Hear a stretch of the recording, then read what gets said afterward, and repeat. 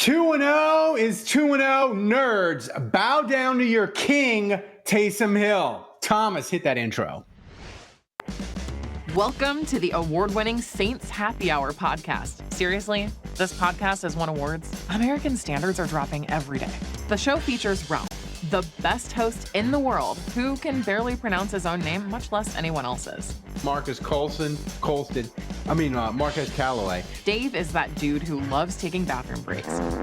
He's mad about almost anything, so make sure to lower your volume when he speaks. Put that freaking clown meme back up that I made. Jesus Christ. Andrew has sources, watches tapes, and knows football. He rarely shows up on time and wants to commit crimes to help the Saints win. Sean Payton would have done illegal things. Don't tell me I'm wrong, because you know it's true. Oh, and there's also Kevin, who is great at doing mock drafts, but struggles to actually watch Saints games or have a functioning relationship. Budrich wants to know how the doctor's doing. That ended. Anyway, grab a drink, sit back, and enjoy the insanity. All right, everybody, welcome to another edition of Saints Happy Hour podcast. As always, we are presented by Hard Ponchatoula Strawberry Whiskey. I'm Ralph Marlborough. I'm joined by Dave and Andrew. Also, hello to everybody watching in the chat right now. We got Nola Fredo, we got Jerry, we got Crescendo. I see Jason Champagne popping in and out. Thanks to everybody joining in. Before we start, remember to subscribe to Saints Happy Hour wherever you get your podcast. And I also have to mention about our MVP contest. Making it Jerry at JLD Hot Sauces and Knives, great supporter of the program. He gave me a custom knife with the Saints Happy Hour logo. Look at this. Oh, no way. Look at this. Oh, my. You could kill a man with that. You could kill a man with that. I make sure my wife is nowhere near this. That is, yeah. It is nice. You can't really see the logo on the screen, but it's nice. I mean, it is awesome. That is a quality product, and gotta be laser engraved. Yeah, it's so you can win that in our raffle. And if we reach $100 in donations tonight in the MVP contest, the winner can choose the minibar bottle from my minibar collection that I'm going to poison myself with. I used to say gigantic collection, Dave, but Thomas, play the breaking news siren. We're in a booze shortage crisis. These are the last two. I got peach schnapps and I got jalapeno pepper vodka. Those are the last two, and then I'm out. And if I run out, I'm just going to go to the liquor store and buy the ones that I like honey bourbon, the good kind. So people, ship me horrible things to drink. Malort. The older, the better. The Malort, Irish cream, and ship it to me. Anything. As long as the seal is unbroken, I'll break it and drink it. I don't care. So do it.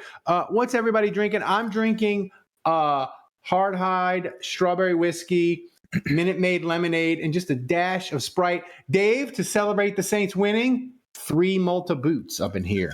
Oh, are we doing a show after this too? Yeah, we are. Oh boy, start donating bad news for you, man. Let's get Ralph's BAC up, starting immediately. I'm drinking the last of my Mayhem, the homebrew from Nikolai. Oh, yeah. I still have one. I saw his off. I'm mixing it with club soda. It's great. I saw his offer in the chat last week that he had some extras that he could give to me. I do like this, but no, I'm good. I'm going to wait for your next batch because I know there will be another batch. Andrew, what do you? I'm just I'm doing a little vodka, vodka soda, little vodka. I'm drinking Crystal Head, the Dan Aykroyd vodka. It's good. But yeah, I do have one left of those Mayhaws, so I might have to do that next. So the Saints, they're 2-0. Thank the defense. Thank Taysom Hill. Thank Chris Olave for that magical catch. But most of all, and fumble. No, it's not a fumble. We'll get to that. And Tony Jones Jr., Kevin's UDFA son, wish Kevin was here to celebrate. Tony Jones Jr., that man was excited. He was emotional after scoring 2 touchdowns. Thomas, play that soundbite of Tony Jones. I love this. I already knew it was a tutty before it even play. I mean, the play happened. I was like, I don't care what I got to do. I'm scoring this one. It didn't matter. I mean, 4 years in the league, man, and I mean, like it takes a while, but hey, like it's here. I mean, like I scored on my wife's birthday tomorrow, so blessed, man. Yeah, you know what I'm saying? Hey, so, I mean, technically, that ball wasn't even for me. I mean, that ball for her. But that second one, that's mine. That's mine right there. yeah, definitely got to keep both.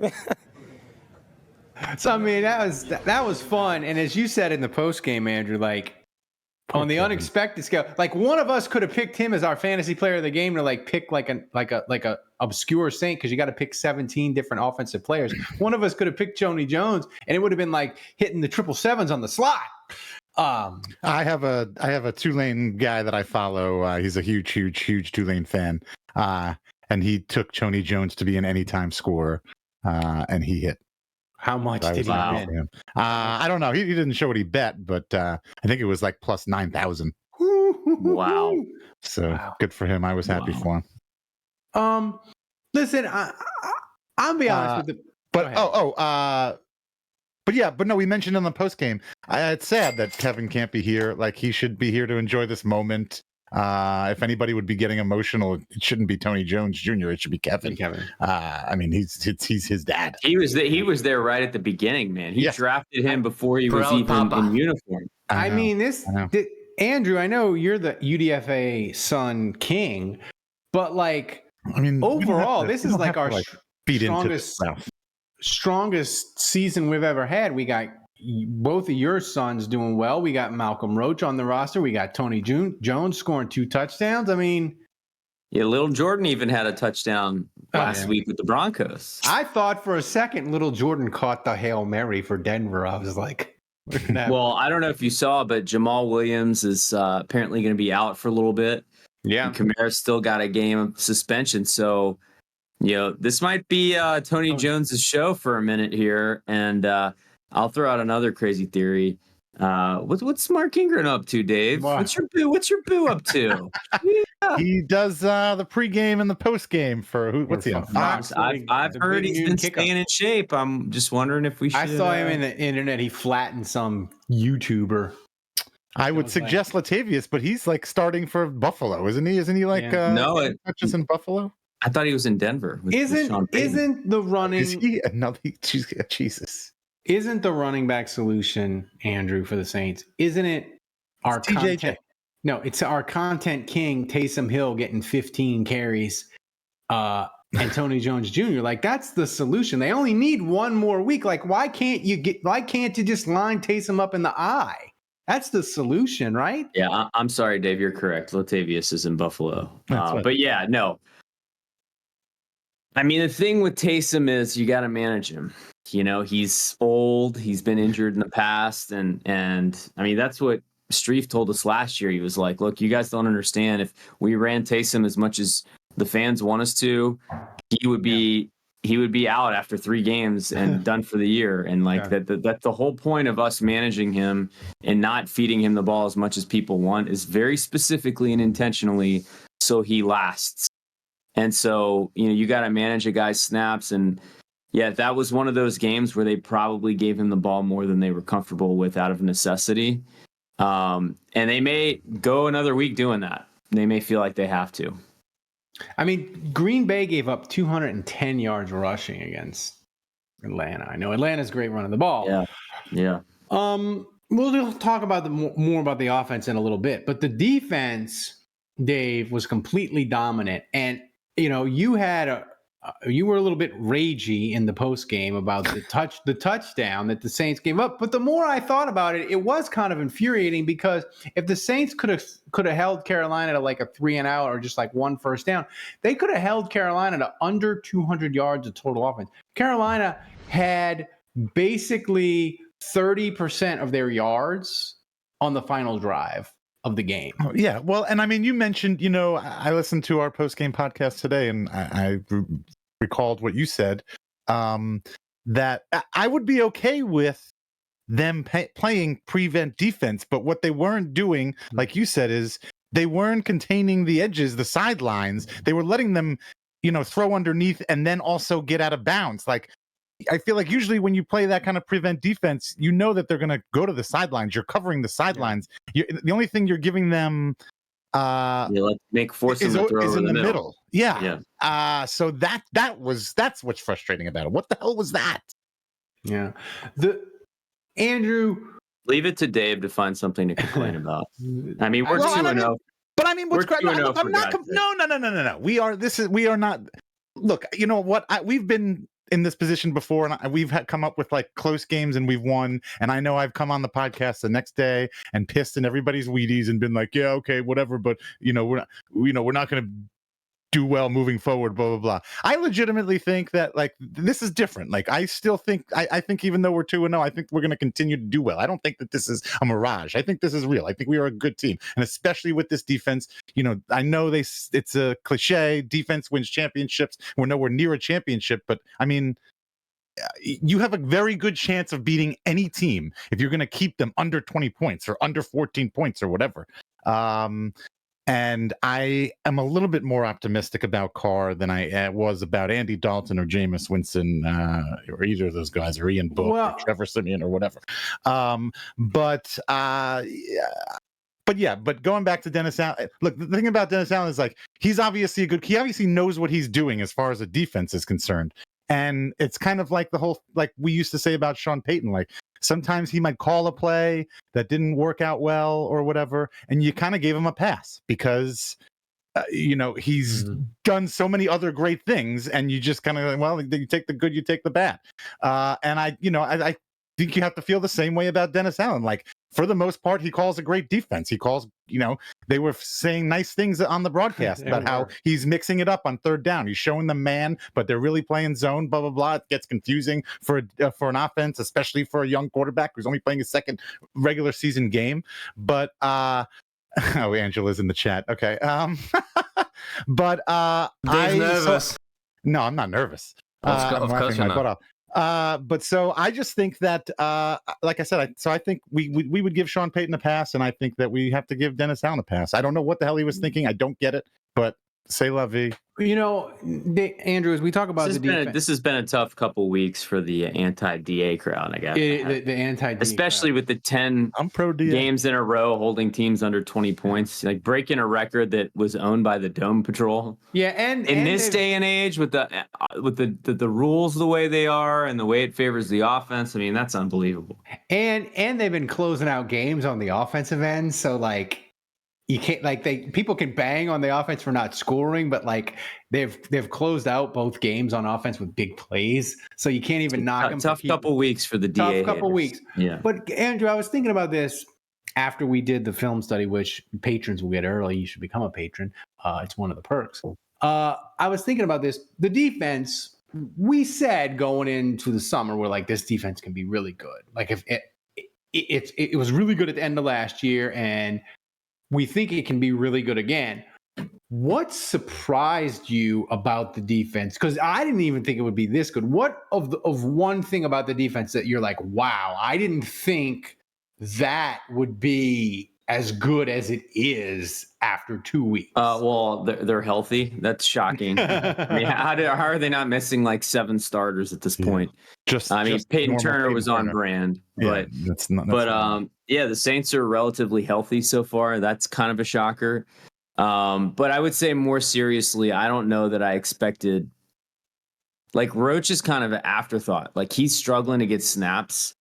And he's a really good player. He's an ascending player. I feel like he did a lot this offseason to improve. Like he should be playing more, but he's just in a logjam at defensive tackle because Shepard was incredible this past week.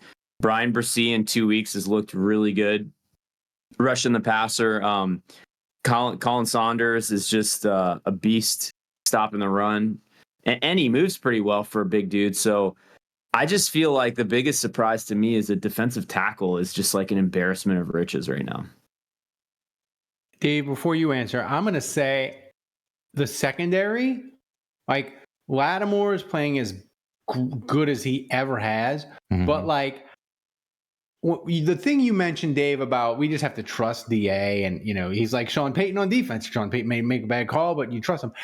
Here's the thing with DA. I'm to the point now where he could be like Dave Cariello is going to start at corner. He's going to start in the slot week 4. And I'd be like, it's going to be fine. Like, DA, he knows what he's doing. It's going to be fine. Like, they just in that know what they're doing. instance, Alontae that would Taylor be a is bad really decision. good in the slot. Like, they know what they're doing in the secondary. Right. DA knows how to identify players that he wants, and it works. Yeah, that's what I'm saying. I agree. He's a defensive-minded guy who's good at his job, just as Sean Payton was an offensive-minded guy who was good at his job. And, don't you think it's just like the opposite of Sean Payton? Like, for DA to be the full expression that he can possibly be, like, you have to pair him with an elite offensive coordinator. Not that differently than Sean Payton, whose most successful seasons offensively or just total as a head coach were when he had the best defensive coordinators and the best defensive supporting. The trouble for that, and I agree with you, the trouble with that, Andrew, is like the best case scenario for DA is, and not just for this season, but for his tenure going forward, is for Pete to become really good, because Pete's never going to leave.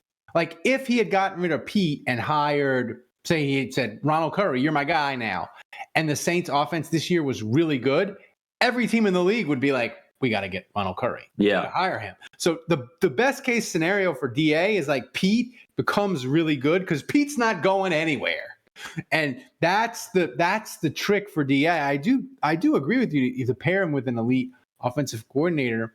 But Dave, wait. If DA is this great defensive mind and he's the head coach, how about we get Sean Payton back as offensive coordinator? I mentioned this right before we went on air. That would be hilarious if we got the second round pick from Denver to take Payton and they back. fire Sean Payton and we get him too, and he's not even with them. That'd be great. And we trade with them. We get another pick from Denver, so we have like their second, their 7th, their 4th. We do like a trade with them at the deadline, and we get Sean Payton back. That would be amazing. Final thing on the defense, Dave. Mm-hmm. You were right last year. I hate to admit it, but we said, listen, if the Saints can get a lead, the pass rush will come. And we kept saying it. And it never really happened till the back half of the year. And you took a victory lap, deservedly so. But this year, the Saints have 17 quarterback hits in 2 weeks. They had 34 quarterback hits the whole year last year, apparently. Yeah. Is that true? That's true. They're already halfway there. Yeah, they're halfway there. Wow. That's so, Dave, you're our resident expert on pass rush enjoyment, success. Are you feeling good about the pass rush? I texted you guys early in that game. It seemed like they were blowing through the Carolina. Line They're not even blitzing. They just keep rushing forward. But it seemed like they were just slipping right through all of those guys. And I texted you guys, I was like, they're going to end the night with at least 5 sacks, if not more. And I don't, what did they end up with? I think it was 4. Yeah. Marcus May got pushed. It's always funny. I don't know if you guys do this. I'm kind of like a stat geek, and like whenever a quarterback scrambles and he gets pushed out of bounds, like near the line of scrimmage, so it's like a no gain. I'm like, did they count that as a sack? Yeah. Did they count it? Did he get it? And like, sure enough, Marcus May got credit for a sack on. It was basically a no gain scramble by Bryce Young, but they gave him the sack. We'll take it. So I can't complain about the defensive line. This is great. You didn't ask me the question. You asked Andrew the question just 2 minutes ago. What he's most surprised by, and for sure, I agree with Andrew. Like, just defensive line, they're on another level right now. Yeah. All right, Thomas, give us a donation update. Where are we? Not high enough. Come on. You didn't give me a chance tonight, Ralph, to give me a donation update. So last week we reached the donation goal. Hatchet John won, and he's in the lead right now with 2,500 bits. Second place, Who Dat Golf, 500 bits. So we are 30% there. Come on, guys. Black pepper. Ralph, I'm still waiting for that king cake alcohol to come in the mail. I'm just saying. Strawberry hard hide. Ponchatoula strawberry whiskey. I gotta send No, it. wasn't there a king cake one? There is a king cake. That's the other brand that our friends do. But I can send it to you, but I got to do it on the download because it's the same brand, right? It's bootlegging. If I mail it to you, it's illegal. I'll go to jail for like 3 to 5. Sure, that's what they're looking for. So if you want me to do the black pepper jalapeno vodka, it's a donation buy. So nice. So by the way, I really like the Tony Jones Jr. fathead you have there. Right. I was telling Thomas in the pregame, maybe we should have a fathead tier where patrons can donate to a certain level and they can decide what fatheads go with here. They could do a huge fathead, they could do their own head, they could do a loved one, a pet. We could have a whole fathead section. Ooh, I like that. Just for I really like that. Just for patrons. So guys, I think Butteridge would have trivia, a fathead trivia. I think a Jim Mora fathead, that would be awesome. Size human head would be amazing. So yes, guys, we are presented by Hard Hide Ponchatoula Strawberry Whiskey. Hard Hide Ponchatoula Strawberry Whiskey is a strawberry flavored whiskey blended with aged wheat whiskey, American light whiskey, fresh strawberries from Ponchatoula, Louisiana. It's 86 proof. Blended and bottled in New Orleans, Louisiana at the Porch Jam Distillery. Hard Hide Strawberry Whiskey is not for the thin-skinned. You can pick up a bottle wherever fine spirits are sold in Louisiana, Mississippi, Texas, Florida, Georgia, South Carolina, and Tennessee. To learn more and to find a location to get a bottle near you, go to hardhidestrawberrywhiskey.com. Hard Hide Ponchatoula Strawberry Whiskey is supporting Saints Happy Hour all football season long. So support the people who support the show. Grab a bottle of Hard Hide Ponchatoula Strawberry Whiskey today. It's amazing. 3 Malta boots. Can't go wrong. All right, Dave. Derek Carr, you were a little negative on the post-game show. Derek Carr and the offense, they were there last night. I don't know if I'm sold on them yet. They did enough. How are we feeling? Are you starting to get worried about Derek Carr, Dave? I don't know. Yeah, I don't know if worried's the right word, but yeah, I mean, I said on the post game, I guess only patrons get that. So if you're not a patron, 1, I guess you should sign up, and 2, I'll say it again. But I don't know. Like he's not getting much help from the offensive line, obviously. But at the same time, I feel like he's not doing a lot to help himself. He kind of just stands there in the pocket. If he gets around, I feel like he doesn't. I feel like he could do. There are a couple of times where he could do a better job of just moving slightly and just changing the throwing lane a little bit so that it doesn't result in a batted down ball. Or I don't know. Some of those throws, it was just like, no, don't throw that. He climbs the panic. He climbs Andrew, he climbs the pocket in panic, not like Breeze, where Breeze would climb the pocket and he always looking to hit somebody. I feel like Carr is just climbing the pocket to oh God, don't let me get crushed. Wow. All I can tell you guys is that Jameis 1 of 1, you'll appreciate this, Dave. Oh my God. He has been DMing me in a fit of rage. I have never gotten more. I've never gotten more communications from him than I have over the last couple weeks. It's honestly, it's amazing that Carr's, especially his TD to interception ratio, he keeps bringing back up that he's on pace for 8 touchdowns and 17 interceptions over the course of the season. Carr. He keeps, Carr. The fact that the Saints are winning games and Carr is awful statistically so far is really enjoyable.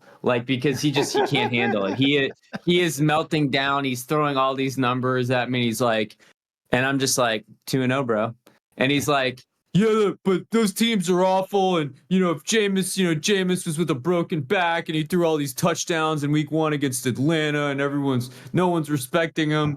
And I'm just like 2-0. That's all I care about. But he is becoming unglued. How fun would it be? It's incredible. It would be amazing if the Saints went 13-4 and Derek Carr had 14 touchdowns and 14 picks. Yes. I kind of want him to play bad and the Saints continue to win. And then they win a playoff game and it's just. But here's the thing. The one thing I'll say, I looked at this today. Derek Carr, his sack rate is double his career average. So like it's not just him. Like some guys you could say Russell Wilson, wherever he goes, whenever he plays, he takes a ton of sacks. Deshaun Watson too, they take a ton of sacks. Derek Carr, he's had a couple of high sack seasons, but mostly he's like in the 4.5% to 5% sack range. Oh, I think Drew Brees, who is a master of making a bad offensive line seem like they know how to pass protect. I think Brees would be getting sacked at a historic rate right now. Mm-hmm. Yeah. This is. I don't think anybody's blaming this on Carr. At least the sacks. I mean, the offensive line play is that was on him to throw into triple coverage. If anything, he avoided it. If anything, he avoided a couple sacks by throwing a couple horrendous interceptions. The thing is, Dave, though, the positive that I take from the Saints, especially being 2-0, is I looked at the end of that Pittsburgh game, and they won, but they had -7 yards of offense in the fourth quarter. They scored 2 touchdowns on turnovers, right? But the thing with the Saints, the offense may be struggling, Carr may be looking bad, but they have a ton of, or not a ton, but a handful of these huge plays where the offense will look good. They had moments and drives yesterday where they looked good. Olave made the big play. Michael Thomas had 7 catches. Taysom ran it effectively. Like, we've seen good offense. It isn't like they won 2 games 10-7. We've seen flashes of it. So I don't think the panic necessarily is warranted. But this offensive line, like when do you start to worry, Dave? How many weeks? I don't know, 2 more, maybe. I mean, 2 more, that's 4 games. That's kind of like quarter way through the season.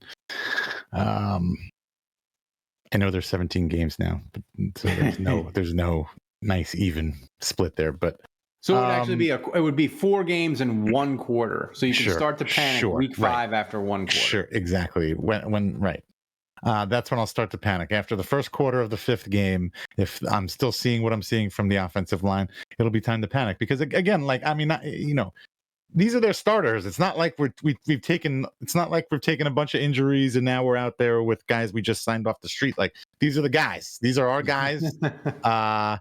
And if they can't do the job, then we are either stuck with it or we're going to have to get new guys. Things are so bad. We're talking about Pete being reinserted into the offensive line. I mean, think about that. Like, just step outside yourself for 1 minute and listen to what you're saying. Yeah, it's bad. It is bad. Take a nap in a running car. Sad. I don't know. They're going to need to be coached up. The other option. Why you got to dig at Joe Morgan, Ralph? Why you got to hit Joe Morgan like that? No, I think you're absolutely right, Dave. I think I'm kind of already there in the sense that I don't know how much longer Carr can be upright. I don't know if you guys knew this, but like, it looked like he had one of those pads where it was like covering up his ribs, and I felt like his hand was going to his ribs a couple times. So yeah, he hasn't been on the injury report, but like I was man, is something going on with his ribs? We got another quarterback with 20 broken ribs. And I mean, it's unsustainable. Some of these shots he took, like the shot that he took to the, I think that was last week when he got lit up in the face. Yeah, to the face. He can't keep taking shots like that. He can't get sacked 5 times a game and expect him to make it through the season. Yeah. Like, it's just he's 32. He's not 20 anymore. Like they have to protect him. And if they can't figure it out soon, it'd be interesting if eventually the Saints like embraced it, just like, yeah, we're running the ball. Like, the thing is, like, the Saints are trying to get vertical with Olave and Shaheed. Like, you're seeing an intentional attempt to get more vertical, to have more explosive plays. And, like, in order to do that, you've got to pass protect. Now, the one thing that was encouraging for me, and it just sucks that Jamal Williams is out, and hopefully Kendre Miller is going to be good to go this Sunday, because, they're thin at running back. And they haven't really been running the ball that well until the second half of the second game. And, one thing that really can establish your ability to stretch the field is setting up play action with running the football. So, if they can run the ball well out of the gate and set up play action, then, maybe the pass protection becomes a little bit easier. But it starts there. Here's a question for me, Andrew, because, Sean Payton always used to say, you're either coaching it or allowing it to happen. Is there a point where either DA or Pete decides our offensive line simply is not good enough to do this spread them out, let's be vertical offense we want to do? Do we have to go max protect and only have 3 guys in the route? I mean, I think it was already happening in the first half of the Carolina game. I saw a lot of people in the chat that were asking, like, where's Juwan Johnson? And early in the game, it was like they were going Foster Moreau and Jimmy Graham and Taysom. And so, yeah, I mean, I already think that they tried. And then when they would go to those offensive personnel packages where they were more spread out, they were getting sacked every time. Yeah. So I feel like we're already starting to see that, and unfortunately, they're going to have to double down on it even further.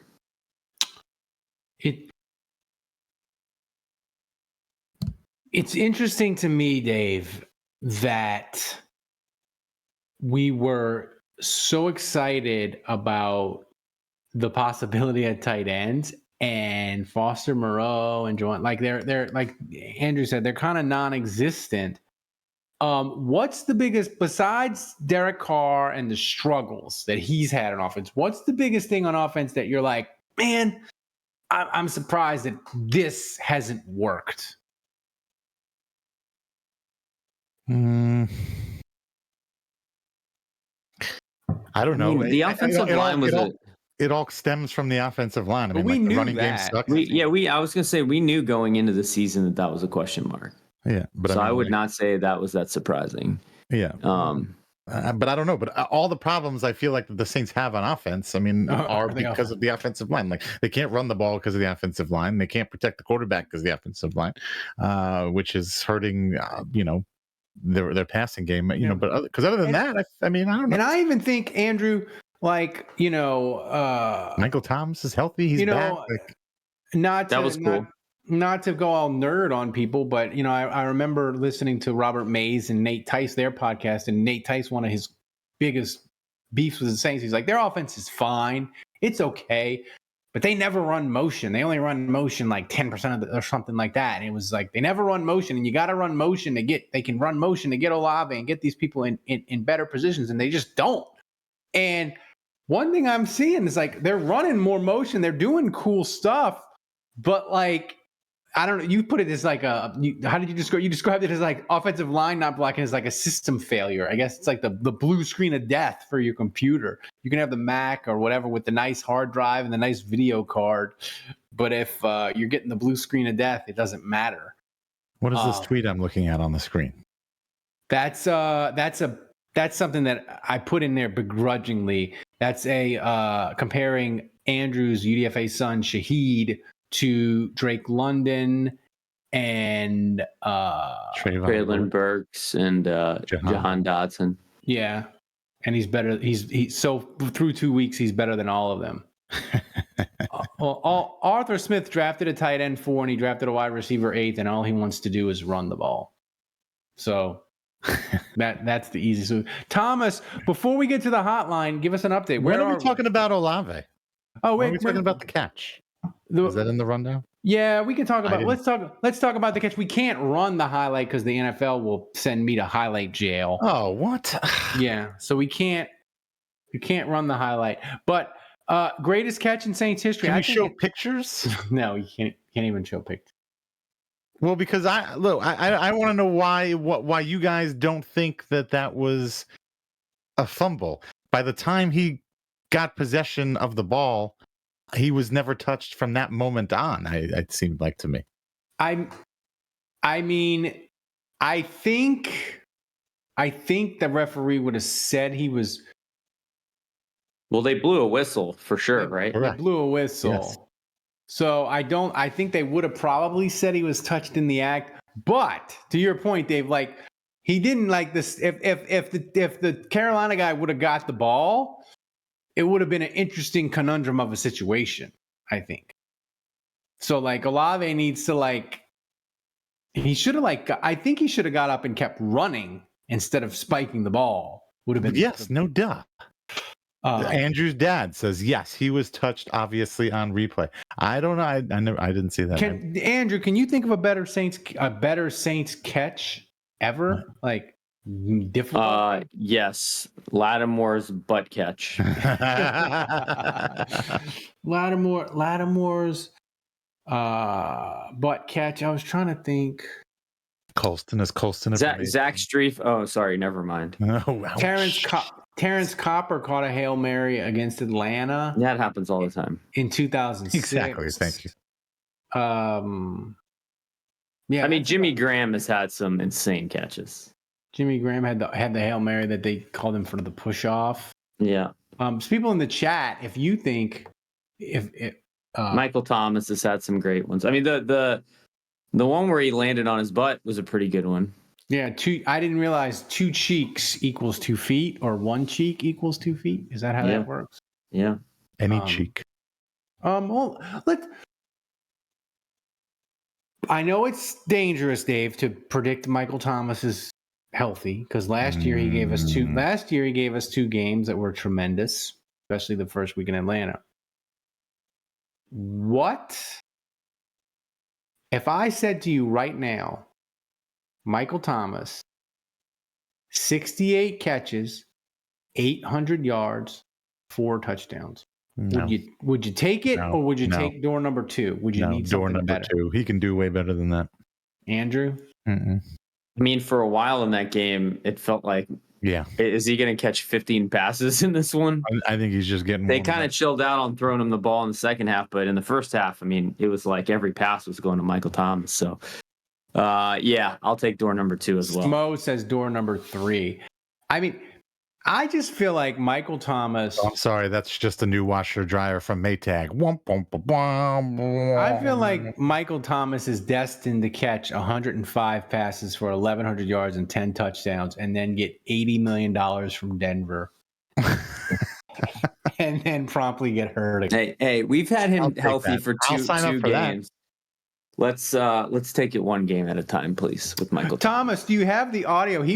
Michael Thomas apparently was going to fight a Panther walking to the I line. do have a video and audio.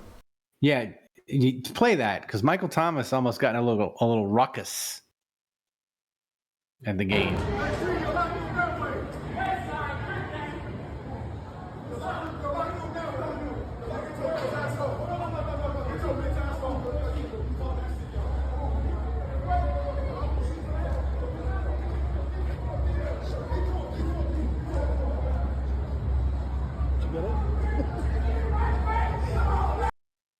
Did I hear a West Side Crip gang? Did I hear that correctly? Yeah.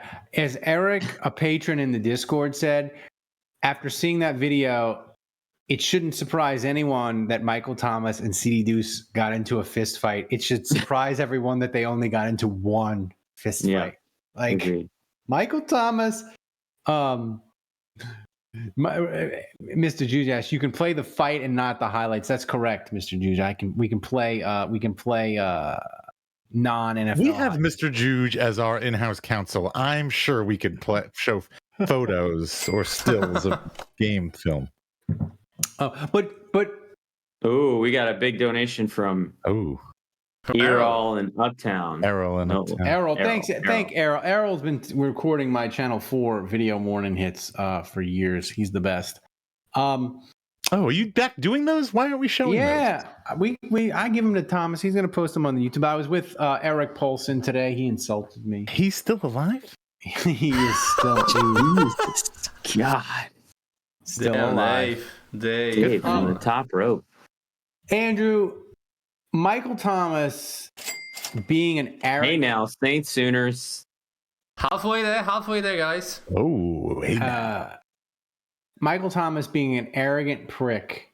Rob's after getting Saints shaky. wins.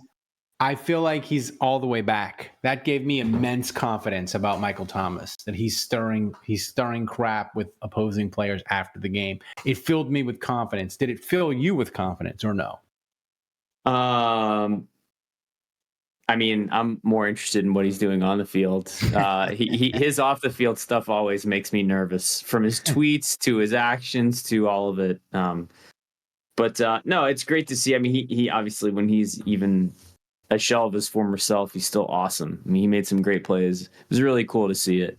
It's been a long time coming for him. So, and look, Carr needs it right now badly. I mean, he doesn't have much time to throw. So if he can throw a little slant or 5-yard hook route, that's about all he has time for. It seems like right now. Dave, are we going to have a maximum slant boy performance in the next 3 or 4 weeks where Michael Thomas catches 12 for 103 and a touchdown? Like Andrew said, I thought that's what we were going to get yesterday on Monday night. So. Yeah, it seems inevitable. One of these days, it is going to happen. All right, Thomas, keep the donations coming. We're at 56%. Come on, we're closing in. Come on. And think of it. I got to get up at 5 because they're doing construction in Houston. Rob, do you have your bucket ready? Ye old puke bucket. I got the bucket ready. You know what? Don't donate. I could sleep. I can sleep tonight. I don't have to chug 2 Gatorades and 3 aspirin after the show. Don't donate. I'll be fine. It'll be fine. We can break the streak. I don't need the jalapeno pepper vodka. I don't need it. I'm not afraid. We're at 64%. Okay, so Thomas, let's get to the hotline. Agent Sands. Let's get to the hotline, Thomas. People. Thomas, how was the hotline after a win? Was it quality? Are we picking up steam like the Saints? It was quality, but people were pissed. But it was quality though, and we had a long call from Dave's friend. Also. My friends, yeah, Angela and Daphne, and I think they sit behind me. We've been seatmates for I don't know 11, 12 years. And I was telling you on the last big show, I think they just discovered that I've been doing this for 12 years and I have a podcast and that they could be watching and listening to me.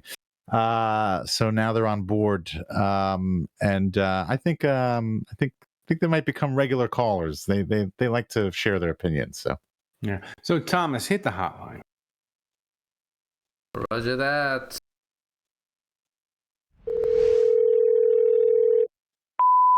It's time for this week's hottest takes from the Saints Happy Hour Hotline. Hey, just leaving the Charlotte Stadium. Carr was just as bad as he was probably on the TV, but 2-0, we won, so who dat? Hey guys, it's Leroy on the Discord. Wow, what a game so far. It's halftime right now, and there's just so much to talk about already, unfortunately. I mean, one thing that makes a quarterback awful, any quarterback in the league, is terrible offensive line play and no run game. And surprise, surprise, what does Derek Carr get? Both of those. Blindside, terrible O-line play, and now we got Williams out potentially for God knows how long. I mean, I don't think there's much you can expect from Carr. I mean, he's not looking good when he does have those two things. On the other side of the ball, I guess you have the defense playing phenomenal, so there's that, but expect Groupie to be your player of the game. Unbelievable. It was the tale of two halves. Oh my God, why do the Saints need to win ugly? I mean, yeah, we're 2-0, snap 2 straight. So really, are we just going to raise everyone's blood pressure and heart rate at this time? Like, come on. I know some of us got to lose weight, but come on. Please don't do this again, Saints. But hey, 2-0.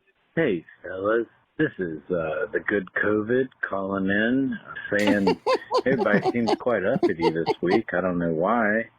Cam gave me a little injection of me into him, and he's always spreading me around, getting a little injection here and there, and we always seem to be doing all right. I think everybody needs to calm down, and let's have a good Saints season, everybody. I am Daddy was the ball boy at I was the ball boy at Fort Hays State.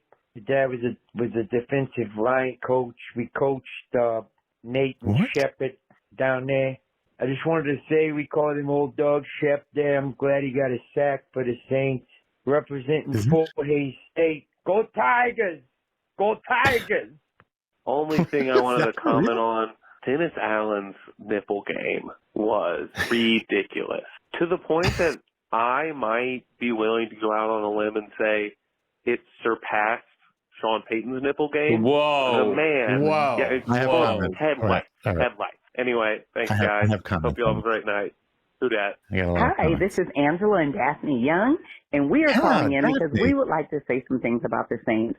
First, great job defense, well, of course, until the last few plays of the game, but we would like to thank the defense for such a great defensive game. This game was just the battle of the defenses at the beginning. But then I think we really need our offensive line to step up more and do some things because our offensive line is just not doing what they're supposed to do.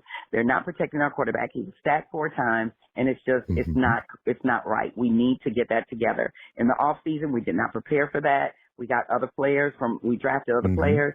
Last year, the same thing. We did not draft for that O-line, and we have to get our O-line prepared so that our quarterback can have people protecting him instead of him going down.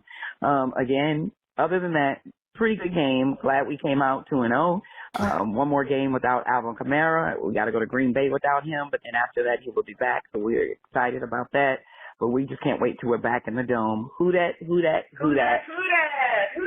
Great job. Yes. And we are so excited. Fine, just say goodbye. Okay. Angela. Yeah, I'll make sure they call every week. All right, we're going to talk, before we get to the mailbag, we're going to talk about Dennis Allen's nipple game. I mean... Yeah, so I got to, since this was I watch it on TV, yeah, so, I get a better look. Y'all keep talking. I'll be back in a minute. I get a better look at the nips on TV as opposed to when I go to the game. And I mean, I got to be honest with you, it's not even a nipple situation. It's kind of like breasts. Like it's not. I'm being serious, and I'm not trying to be insulting. I'm boobs. Yeah, I mean, it's not really It's not the nipple game. It's more of like Dave's getting excited. He's got like an A cup. Thanks, Butteridge. If you're not allowed in the live stream, Butteridge. I told Butteridge because people were talking about in the Discord about trading Jameis to the Jets, and somebody said, "Well, what if they gave us a 3rd-round pick?" And Kevin, who's not here tonight, said, "If Jets offers a 3rd-round pick, I'll put a bow on him like the Lexus commercial and send him there myself." So I told Butteridge to make me a Jameis Winston Lexus bow graphic to entice the Jets. Hey Ralph, it was Arrow, by the way. It was Arrow who did it. So thank you, Arrow. This would entice, if I needed a quarterback, this would entice me to trade for Jameis. Wait, but also the guy that called before Daphne and Angela, was that guy for real? What accent was that? Yeah, it was like. Was that in America?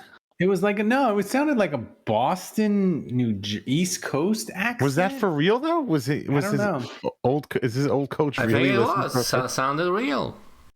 Interesting. Shep, no. I want that guy. Yeah, I want that guy. That guy's accent was awesome. I want that guy to call every day. The full version of Hotline is much longer and much juicier. Yeah, and only patrons get it, and it's already loaded. Thomas got mad at me. Thomas always gets mad at me because it's almost 10 minutes long. The full version of Hotline. The uncensored Hotline is 10 minutes long. Wow. So, all right. So we got to get to mailbag, but I want to remind people the Saints Happy Hour viewer mailbag is brought to you by Hard Hide Ponchatoula Strawberry Whiskey. You can pick up a bottle wherever fine spirits are sold in Louisiana, Mississippi, Texas, Florida, Georgia, South Carolina, and Tennessee. To learn more and to find a location to get a bottle near you, go to hardhidestrawberrywhiskey.com. Thomas, give us a donation update before we get to the mailbag. Where did Andrew went to go speaking of donation update, nice. Pooping, by the way. Nice. And just pooping, you say? Yeah. Mm-hmm. You never hear that soundbite, Dave, because I always use it when you are gone. Speaking of donation update, thanks to Who Dat Golfer, nice timing for 1K bits. We are at 74%. And who's in the lead? Hatchet John is in the lead with 2,500 bits. Second place, Saints and Sooners with 1,700 bits. And Errol is... number 3, 16. Peach Schnapps. I mean, did anybody got a timer on this? I mean, he's been gone for like 2 minutes. Peach Schnapps from the Obama administration. I'm just saying. Make it happen. By the way, Angela just missed the call on the hotline. I know. Too bad. I'm glad you. For those of you that are just now, She should meeting become Angela, a patron and listen to the uncensored version. She should. But for those of you that are just now meeting Angela, I've known her for a long time. Missing her call on the show is par for the. That's so Angela. That is just par for the course for Angela. So you're getting it's very on brand. You're getting the full Angela experience right off the bat. Love you, Angela. By the way, I want to thank. We're up to 324 patrons. Join the show, support the show, and gotta say this: tickets to the live show. If you are a patron, patrons get at first access to the tickets to the live show on December 8th. We have sold 41 of 60 seats. If you are a patron, get them. You have early access. Once October hits, access goes open to everyone. You get first dibs and you get 50% off if you're a patron. Remember to do that. Get tickets to the live show. It's going to be at Sports Drink. It's going to be amazing. We're going to be there. We're going to have fun. We're going to have props. Hard Hide Whiskey's going to be there with giveaways and maybe shot girls. It's going to be time of your life. I'm just saying, you want to get a ticket. Say that again? Look, Andrew's back from the bathroom. Did everything come out okay, Andrew? Trying to get something connected up with Hard Hide where they help us out at the live show. I was not in the bathroom, Dave. We're working on that. I'm not sick like you. Thomas. Next question. We haven't gotten one question yet. Well, get to the next one. We haven't even played the music. Oh, yeah. Play the minutes. Oh, never mind. Wow. Fuck the music. There's time to drink, Ralph. All right. They were waiting for that moment. They were waiting. They hate that song. Took us over the line and became the MVP. Saints Sooner. Boomer Sooner. All right. So what? So what am I going to drink? Is it going to be wasn't there a jalapeno? Jalapeno pepper vodka. Or that was you said that was the worst one you ever drank. You said it is. It was, and this one's a different. This is a different kind though, because that was from Who Dat Golfer, and it was in some sort of white bottle. This is a different one. This is peach schnapps from the Obama administration. So what's it going to be? Boom. Saint Sooner. Tell me what it is. Saint Sooner, tell us in the chat. Yeah, which my drink vote do you is going to be want? for the pepper. Salt and pepper. Ooh. Chase the jalapeno, he says. Ooh, you can. Saint Sooner says jalapeno. Ooh, you can smell the jalapeno. Let's do it. Gross. Ooh. Yeah, oh my goodness. Get the bucket. Wow. Get the bucket. Immediate. Wow. It makes me almost want to vomit. Get the bucket, man. No bueno, huh? Chasing it down with a little Hard Hide. Yeah. Oh, that's fucking terrible. It just, I just think like pepper and jalapeno, it should not be in like with vodkas and whiskeys. That's just, I think that was from Who Dat Golfer. That's just wrong. But by the way, we're running out of stuff. So send me, and I've proven I'm drinking. What was that from the Chicago, Dave? The Malort? Yes. Malort. You send it and I'll drink it.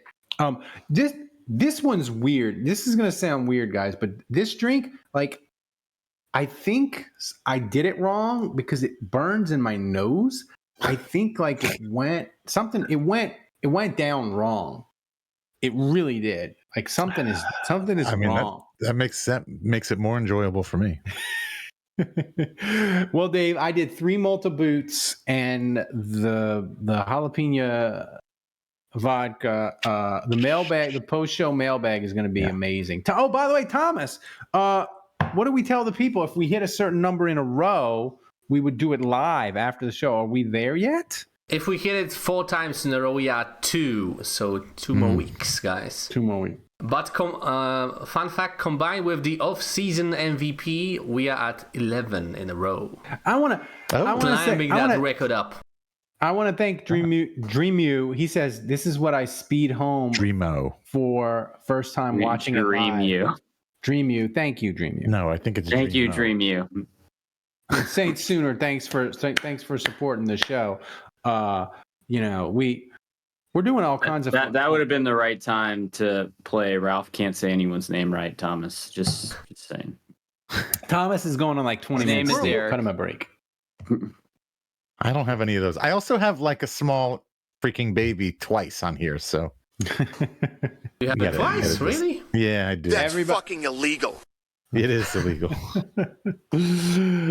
He says, Ralph. Here's one. Like a small baby. And here's That's full fucking mode. illegal. Baby. Hey, Smo has a great idea. Yes, Smo, I do. I want a mini bar stocked with drinks from the Reagan administration. That would be amazing if somebody could have it. Bitch. If you could find, like, if you have like a parent that maybe flew first class and they have like a bunch of Canadian Club and all kinds of stuff from the 80s and you find them under a sink somewhere, box it up and send it to me and we'll drink that shit. Should we be talking about Kevin now? Should we do the Kevin Love update? Do we have a love update? Well, he texted us. Yeah, we got a love update. I asked him before the show. All right. Well, I guess we'll do the love update before we get to the mail. Well, he basically said he's got a date with a girl tomorrow. Yeah, he said he's got a date lined up for Friday. He said she and I have been texting the last several days. We've matched on Hinge and Tinder previously, but never met because we both met other people before we got the chance. This time we matched on Bumble. I didn't get it. This time we matched on Bumble. I was very upfront and said, do you want to meet instead of beating around the bush with small talk? And she was up for it. So you know what, Kevin? He hopes to beat around her bush. Way to take the bull by the horns, Kevin. Proud of you, but also, I've never seen a relationship how do you match with someone quickly in my entire life? How do you match on 3 separate dating apps? Well, what I was going to ask is, does it he says now we've matched on, like, does it mean a certain thing if you match on one over the other? Like, if you match on Bumble, like, you're DTF. If you match on Tinder, then you're looking for a relationship. And if you match on Hinge, then you're a serial killer. What does it mean? Like, what's the difference between? Yeah. We are old. You're asking the wrong guy. I know. Jason Champagne said Kevin needs to get on Who Dat's Only. Thanks for the. Thanks for the. We could do that as a Discord. Dovel Daniel says that being single sounds worse than I remember. I couldn't agree with that statement more. I just think that's being Kevin. I think being Kevin is worse than that. I would chop off my good arm before I would be single again. I am not even gonna lie to you. I don't know. That sounds awful. I mean, yeah. I mean, it does. Kevin's experience sounds awful.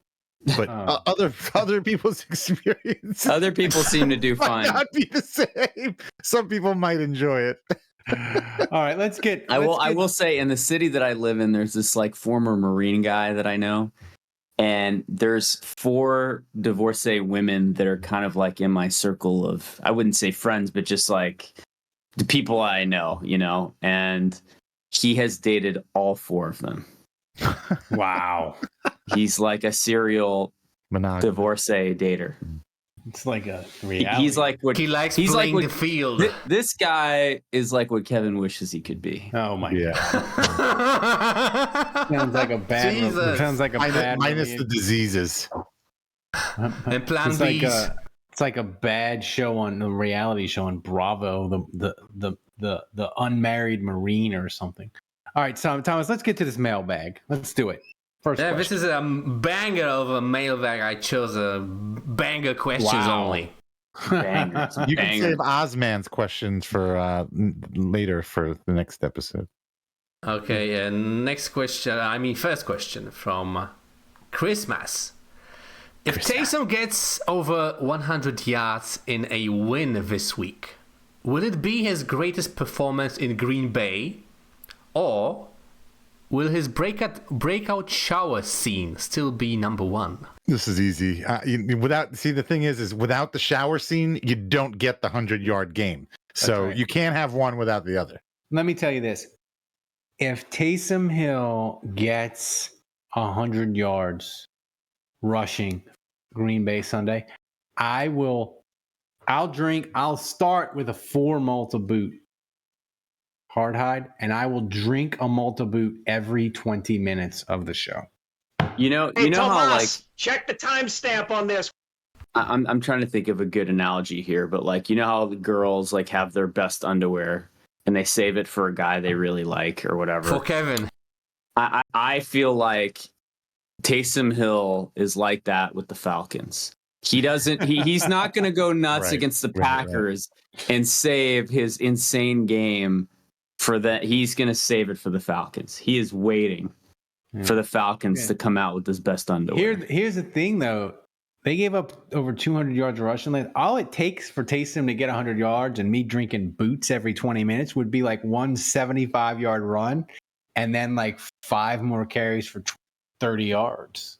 Like, it wouldn't, like, it's possible, Say he did it. He did 100 yards against Seattle last year when he broke off the 50-yarder. I think I with Tony Jones. Well, first of all, I don't know if you guys saw this just quickly. I was driving past the store today, and I was like thinking about, man, if Jimmy Graham had scored, I'd be going into the store right now and buying IPA for the show tonight. And I don't know if you guys saw this, but like he was in the red zone package. At one point, it was a 3rd down. Derek Carr took a sack, of course, but he was looking at Jimmy, and that was like his first read up the seam. Mm-hmm. And he was in that red zone. I was like, oh my God, is this it? Is this Jimmy's first catch touchdown in a Saints uniform coming back? And so I'm still waiting on that, still waiting to drink the IPA. But I feel like it's coming, guys. You should go buy it, though. That way you've got it. Yeah. Go buy it now. I can feel it in my bones. You're in Virginia, and so you can't buy it on Sundays, so make sure you buy it before. Jimmy may be saving that for the Falcons also. Jimmy and Taysom just unleash on the Falcons. Thomas, what's next? Okay, next question. Also a banger. From the current MVP leader, Saints and Sunes asks, if Andy Dalton wants to come back, that's a question for Andrew. Andrew, pay attention, man. Yeah, if Andy Dalton wants to come back, what fraternity style punishment does DA make him do to earn it? Well, I gotta say this: Andy Dalton as the Cam Newton 3rd and inches quarterback was not something I had on my bingo card. That is a choice. What Frank the Reich. Hell was that? Frank Reich's like, Andy, you go in when we need our jumbo package quarterback situation. That was so weird. That was so weird. I would answer this question with a question of my own: is do we want him back? I don't know about that. Boy, if we get to haze him, though, then maybe it's worth it. Well, speaking of, since Andrew's Pike, we could do, and this is New Orleans, we could do what the Pikes at Tulane did, that got them suspended and kicked off campus.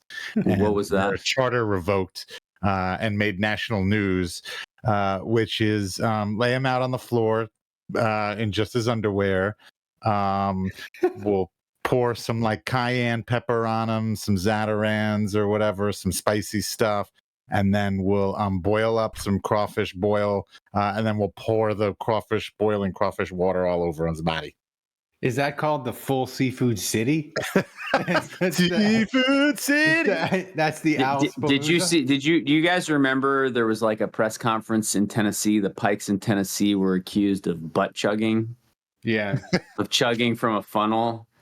And it really was the funniest thing I've ever seen, because they had a lawyer go up there and say, like, he must have said butt chugging 4 times in his address to the press. And, it's like some old frat dude with the bow tie, and the glasses and the gray hair. And I've been a lawyer for 40 years and I've never heard of butt chugging. It was hysterical. So anyway, they should make him butt chug. Grandpa butt chugging is real. By the way, now that Dalton is on the Panthers, like that light blue and the white and the uniform, like, it really makes his red hair and his eyebrows and his facial. It really beard. pops, huh? Oh my God! Like, Yeah. when he's wearing orange or right. the black and gold, like it's way more subtle against. It's almost that blue. camo. It's almost camo. Yeah. Yeah, but it's crazy. He looked like a cartoon, like an anime cartoon. He looked like his hair is like all spiky and it's just like so bright red. He looks like the Thundercats guy. He looked like a Thundercat, or he looked like a wildling from the Andy Game of Dalton Thrones. with that white jersey and the blue, like he really did look like he was on Game of Thrones. He did. By the way, Saints and Sooners said he hoped that I brought up that Pike story. I don't know. I guess he knew that. It made national news. Like they made fun of it on Weekend Update on Saturday Night Live. Mm-hmm. Wow. So what's next, Thomas? Next question from Octoberisk, who's in the chat also. He asks, how much credit do you give DA for keeping Groupie and Headley? Well, I mean, by the way, where is Blake Illiken right now? Is he doing anything? I don't know. Good question. Don't turn off your phone. Yeah, Headley, obviously his first punt was a shanker, and it set up Carolina to have that 3-0 lead. So the jury's still out on him. I thought he played pretty good in the first game. I thought his punts after that shank were fine. Although he set up one for a decent return. So like I would say Headley's kind of got a mixed, if not like mediocre grade, as much as it pains me to admit that. How much rope do you give a rookie punter? Like a kicker, I know. It's a good question, yeah. I mean, I feel like you got to give him at least 4 or 5 games and see where you're at. It's different from kicker. I mean, Groupie hasn't missed a kick, and the Denver, I mean, they lost because of Will Lutz pretty much in week 1. So, I mean, I feel like last week was kind of more, the Saints won by a point and he made all his kicks. Denver basically lost by the number of points they would have scored if Lutz had made all his kicks. So I would say in week 1, it was more stark, but I think we talked about this last week that it was the unsaintsiest thing ever. Normally the guy cut makes a game winner for someone else, and the guy we keep misses, and we lose because of that miss. So it was like bizarro world last week. Here's my thing, Dave. I had some New Orleans media people getting mad at me Sunday because I was like, I hate watch Denver. I want the second round pick to be as high as possible, and I'm making Peyton jokes about him hiring a terrible defensive coordinator. And they're like, you don't appreciate what Sean Payton did for us. He made the Saints relevant. And I was like, he's dead to me. In New Orleans, we speak ill of the dead. Am I wrong to just pile on Sean Payton like he never did anything for me and just hate watch Denver and all their glory on Sunday? Am I wrong for that? I mean, yes and no. I think behind all the jokes, you are obviously, what Sean Payton did, and you are a diehard Saints fan, and I think that you love and respect Sean Payton for everything. Screw him. I want a top. But yes, pick. but I also, at the end of the day, you root for the jersey. You don't root for players or but don't you think it's different? Maybe I don't know. Breeze is a bad example because I don't know that I was necessarily rooting for him to have a great broadcasting career, but I mean I didn't care. But I feel like there's other people. I mean, Joe Burrow is an example. Like I'm not one of those like Cincinnati's my AFC team. Like I root for one team and then there's 31 other teams. But like Joe Burrow did a lot for LSU. I would love to see him have some success. I root for Joe Burrow. I hate Cincinnati. I know you do. I know you do. To be my team. I kind of love that about you, actually, Rob. I love it. I love the Cincinnati. But like great. The thing about Sean Payton is, do you hate Joe Burrow? Yes, I echo what you say, Dave. He deep down, like he won a Super Bowl for the Saints. I'll always remember him. I'll always have fond memories. And he's more likable than Drew Brees. Who, Sean Payton? Yeah. When he's your head coach, yes. Yeah. When he's the head coach of someone else, I think I can still, to some degree, appreciate his antics. But I think we knew. I mean, we used to talk about this on the podcast. Like, yeah, we only like Sean Payton because he's our coach. Dude. But we totally get why everyone else hates him. Dude, that act like I just feel like now that we're one of the other teams that he doesn't coach for, like, I'm not saying he's souring himself on me, like, but he's not coaching my team. And so the things that, like, when he was running his mouth about the previous regime and for the Broncos and, you know, kind of casting what's his face in a bad light, the dude that's COC for the Jets now, I'm like, yeah, what an idiot. Like, why is he putting that out there? You know? And no wonder, like, people around the league are mad at him and he broke the code and you don't do that. And, like, now he's 0-2. So, like, you know, that comment comes back to stare him in the face pretty quickly, you know? Yeah. But that's like classic Sean. And I think if he was in New Orleans, I would be defending him, but he's not. So I'm not defending that. You know what I mean? Yeah. When do we play Denver? We played them last year. Next year. We play them next year. Yeah. Let's go. They have home or away? Do we know? Broncos play the Dolphins, the Bears, and the Jets. Their next 3. Well, Sean Payton gave us Brian Bresee, right? Is that basically? That's right. Brian Bresee, second round pick next year. Man, if Bresee could have like 3 sacks in that game, that would just be that would be amazing. That would be something. Thomas, what's next? All right, final question of the show belongs to Who Dat, and he asks. Speaking of Denver, I mean, I never show the questions to the guys before the show. No. Yeah, we have no idea what's coming. and there are so many coincidences when you talk about some topic before the question appears. The question is, who are you all rooting for when Denver is playing an NFC team? Going with your head or your heart? That's a good question. I guess I would ask, like, how much does the Denver win benefit the Saints from a standings point of view? Yeah, like if it's a dog shit NFC team that I'm not worried about catching the Saints, then I absolutely want them to beat Denver and help our draft capital. But to me, it's not head or heart. Like, it's all head. Like, I'm not rooting for Sean Payton. I don't care.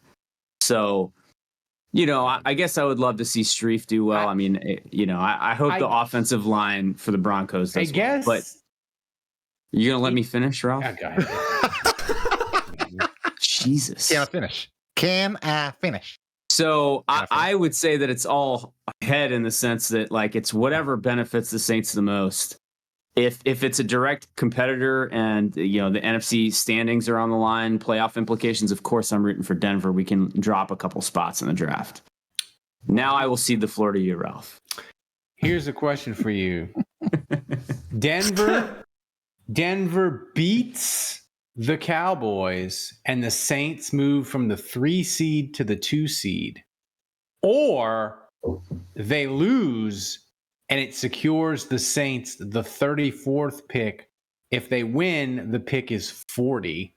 It's 6 spots, and it's either 6 spots in the draft, or you get the 2 seed, not the 3 seed. Which would you pick? I think that would be a tough one for me.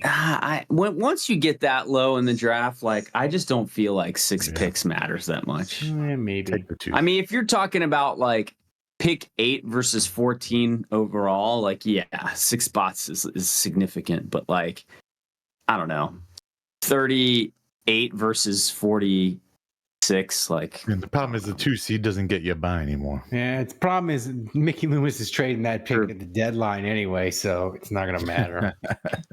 Facts.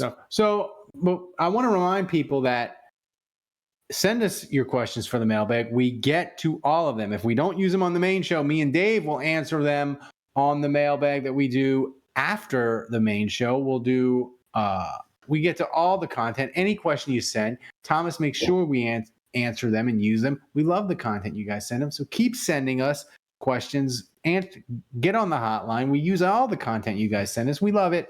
And we need it. We appreciate it. So thanks. So now, it takes me about 6 weeks, Thomas. I was like, I was going to tell Thomas we got out an hour and 10. It takes me about 6 weeks to realize that the mailbag isn't the end of the show anymore. We have to do game picks, or maybe I'm just drunk tonight. So Thomas, it's time for game picks. explain to the people the rules and go over the scoring for. I mean, people know the rules. Come on, man. Oh, the rules I are got a simple. point? The rules are simple enough. Yeah. Let's go over the results. Yeah, everyone got a point for predicting the Saints to win, and Andrew predicted the exact score that the Panthers would get. So he got 5 points overall for predicting the Saints and Panthers score. When it comes to fantasy players, Michael Thomas was the best with 12.5 points, so Kevin gets plus 2 points for that. Taysom Hill at 8.7, that's 1 point for Andrew. Jamal Williams 2.9, so 0 points for Dave. And Jimmy Graham, the fat old 0, -2 for Ralph. What? And let's look at the current situation. Wait, how did we pick our fantasy guys? How did that work? We just picked. You're going to pick again right now. That's right.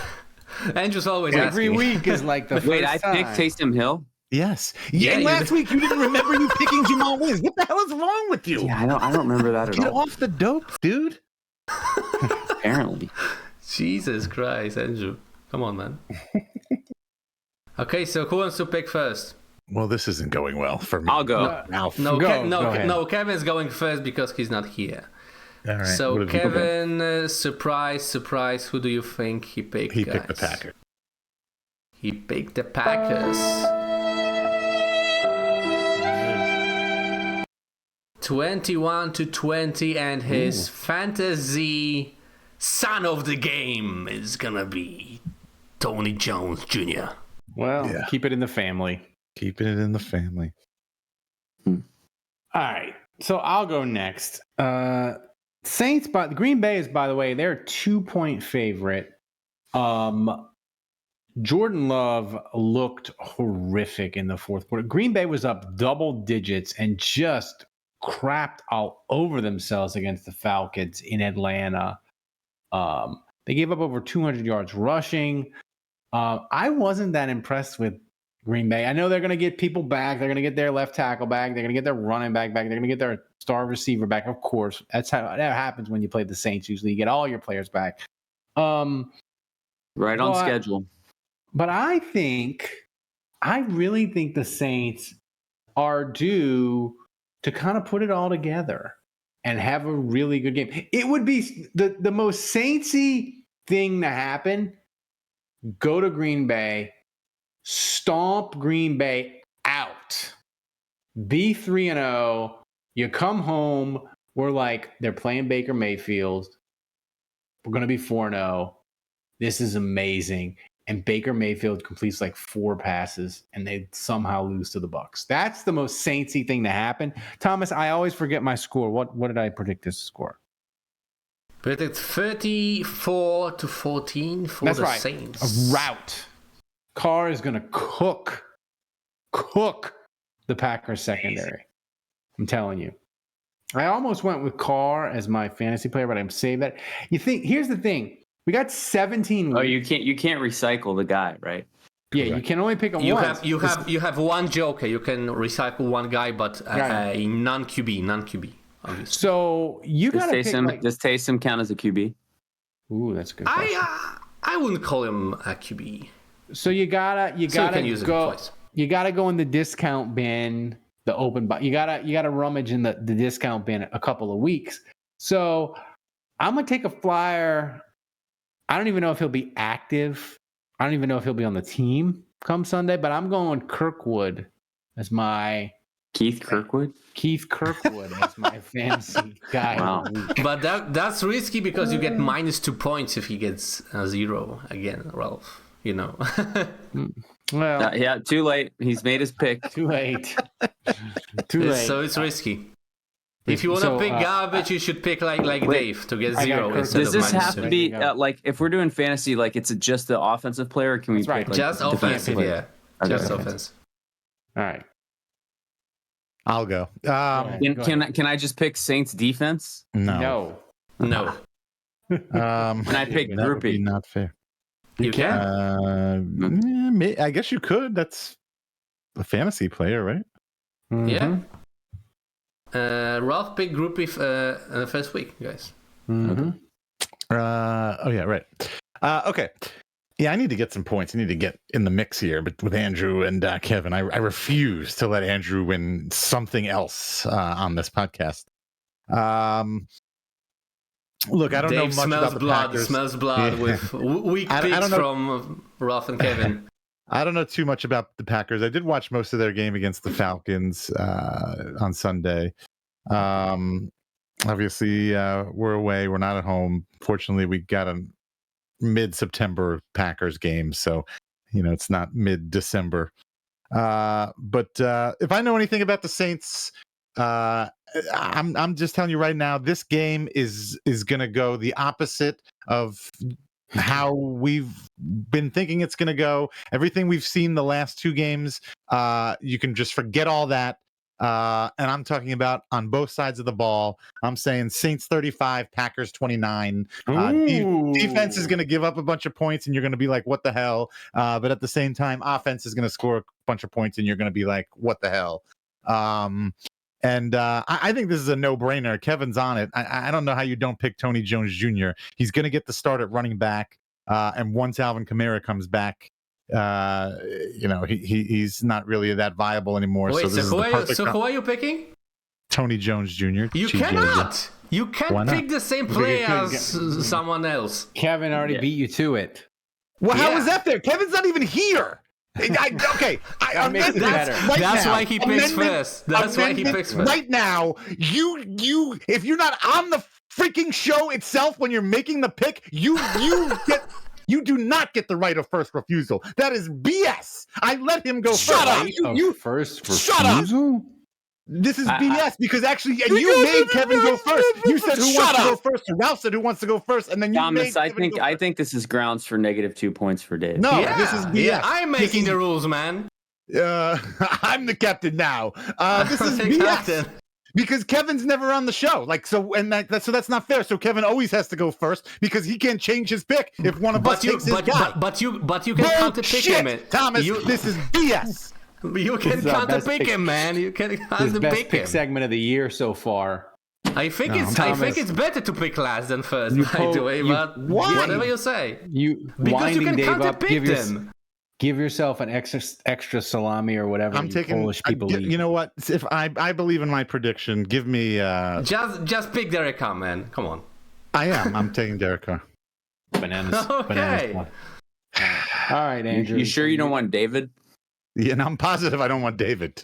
Okay. Maybe you want Jameis, man. Maybe you want Jameis. Aldi says Kevin matched with Tony Jones Jr. on Bumble.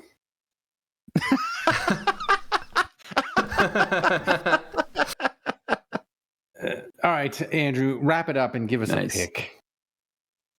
I wish that Thomas would let me pick Tyrann Mathieu because I think this is going to be another defensive struggle. Carr is statistically going to be awful yet again. Jameis 1 of 1 is going to be burning it all down to the ground on Twitter. Sorry, is he maxing out his DM? Is he maxing out? Yeah, he's going to be maxing it out in the DMs. He's going to be showing graphics of Jameis and certain passing ranges, and we're going to get graphs and charts. I mean, it's going to be off the rails. Carr's going to have a bad game. The Saints are going to win 17-16, notwithstanding. They're going to go 11 games in a row, giving up under 20 points. I think Honey Badgers do. So I want you to check the timestamp, even though I can't pick him. That is not my fantasy player of the game. Under protest. Tomas, check the timestamp. Check the timestamp on this. The Honey Badger. You also want negative points, Andrew, like Dave. Yeah, the Honey Badger is going to take care of Jordan Love. So I just want to say that out loud. My fantasy player, I'm running it back with Taysom, baby. Wow. I'm using my wild card. Okay. I'm doing it now.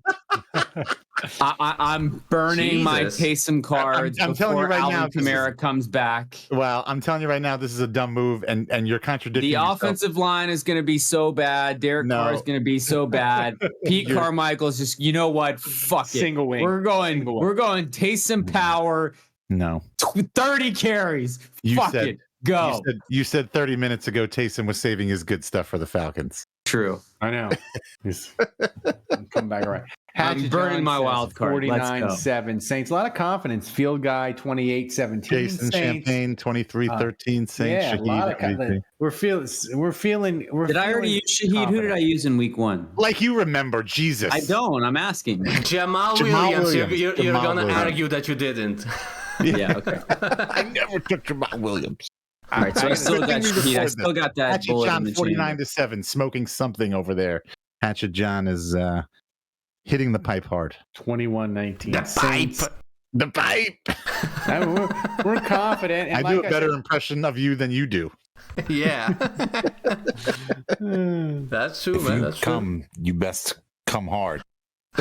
By the way, the people were DMing me on Patreon. They said the behind the scenes last week. They said they thought it was fake, that no one likes TV theme songs, that I just made that up. That is not true. I love TV theme songs. The behind the scenes, we don't lie on behind the scenes. I'm not seeing the behind the scenes episodes. Where are these getting posted? Why am I not? You got to be a patron. Maybe you're not a patron, man. You got to be a patron feed. Well, maybe I need to update it. What's your favorite theme song, Ralph? Rockford Files. It's the best. Yeah, he said this on the show. Were you not on that show? I don't think so. No, the behind the scenes. He's go full vacation at the Black Sea, drunk on that pick. That's what they said about you, Andrew. Your pick. Yeah, I mean, remember who's ahead of both Dave and Ralph in the competition and other competitions we have. I mean, you're only ahead of Dave because Dave pisses off Thomas and Thomas deducts points. You're ahead of me because I have anger issues. Yeah, that's true. So, Thomas, let's.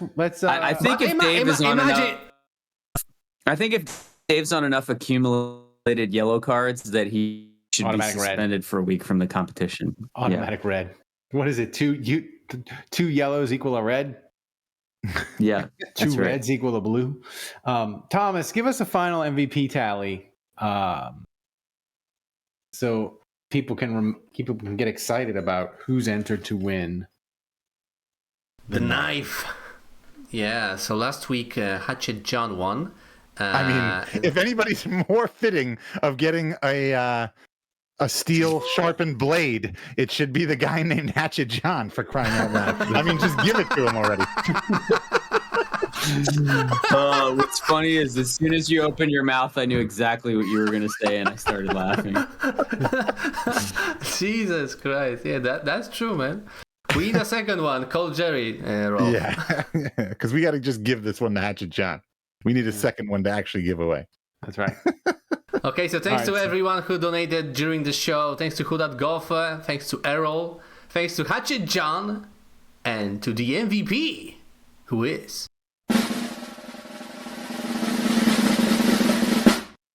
Saints and Sooners with 4,500 bits. Maybe you're gonna steal that hatchet from Hatchet John. A quick shout out to Shocked Music for your ads, your unsolicited ads.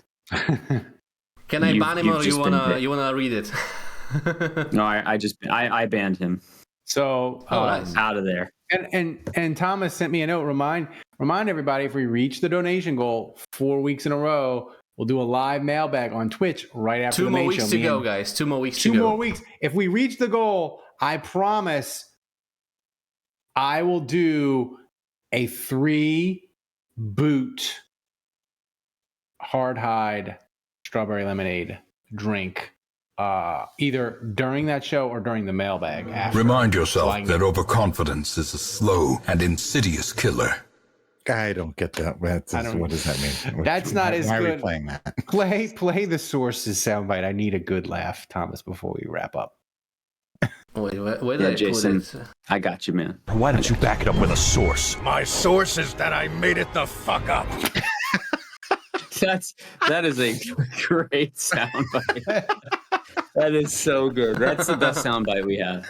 It is. It's incredible. It never. We have It to. is I can't wait for the first time where we actually use it in an appropriate situation and we die laughing. That soundbite alone makes me just want to make up stuff about the Saints and tweet it out. So, speaking of, did we get the new Jim Morris soundbite yet? No, I needed to. What is that? Which one? He was on Fletcher Mackle. I texted it to he texted me. I gotta tell. I was like, we got a new Jim Morris. Why didn't you text it to me, man? Yeah, Should have texted it to me. straight to the source. Straight to the source. Why? I forgot. You'll hear it. You'll hear it eventually. Oh no, I want to know what it is. Text it to me too. It's nothing crazy, but it's just next week. It's just good. Yeah. So it's just funny. Thanks for listening and supporting Saints Happy Hour. Go to saintshappyhour.com and become a patron and support the show. We can't do this without you guys' support. Thanks to Dave, to Andrew, Kevin. I'll thank him. He gave us a love update. He contributed a little. And Thomas, the best producer on earth, running the show back in Poland. He's on no sleep, no coffee, no caffeine. He's an animal. Lots of Polish sausage, though. Yeah. So remember, kids, if you're going That's a euphemism for penis. If you're going to support a Saints podcast, support the one that wins awards. Until next week, the bar is closed.